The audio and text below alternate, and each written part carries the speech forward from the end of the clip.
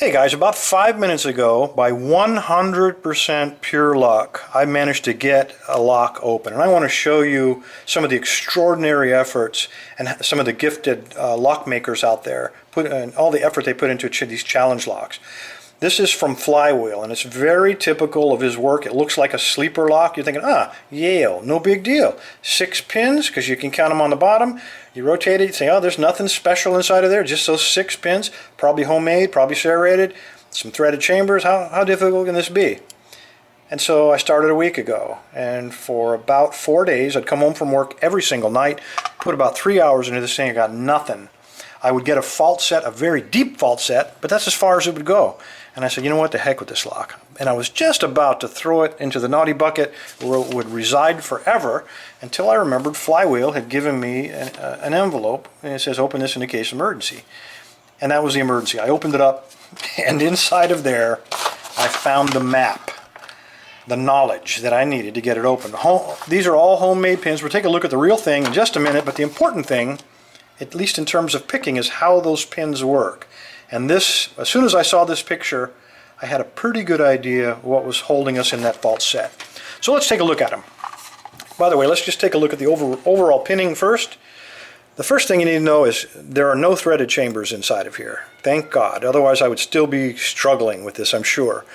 All of the pins, however, are serrated. All the key pins are serrated, and also all the driver pins are serrated. So if he had threaded this, it would have been a total nightmare to get inside of.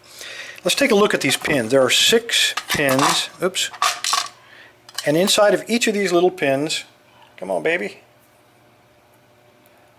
is a little plunger, if I can get him out of there. Now take a look at how this might work. This little pin is in place, get him in there. There we go, hard to do through a camera lens. And the spring, of course, is pushing down on this.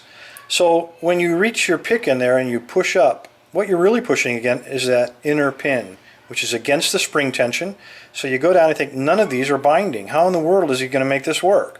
And that took me more than an hour to figure out. I kept looking for secret pins, side pins, bottom pins, nothing.